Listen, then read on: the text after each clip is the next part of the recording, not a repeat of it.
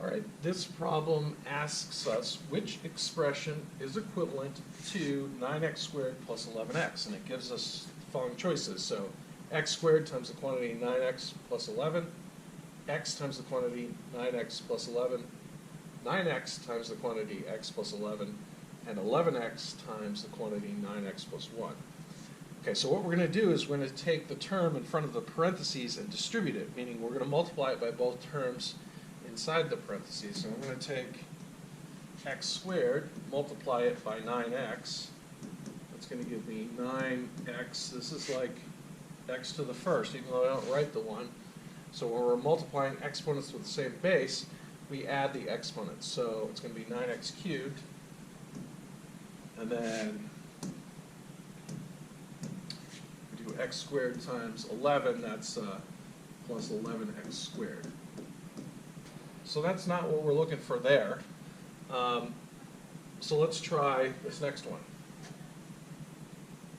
So next one, we do x times 9x, thicker, x times 9x. We have x to the first and x to the first here, so we're going to get a 9x squared. I like that.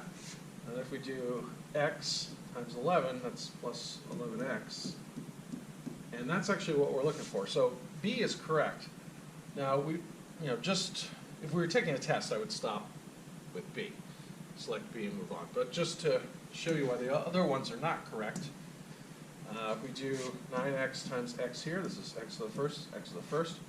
So we get 9x squared. That's the first term. We like that. And then if we do 9x times 11, that's plus 99x. So that's no good. And this last one, if we do 11x times 9x, we get 99x squared. And then 11x times 1 is plus 11x. So we get the second term, but not the first term.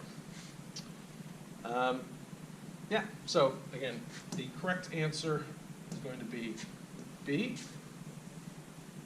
And you're just going to use the distributive property with the answers to figure out which solution is correct.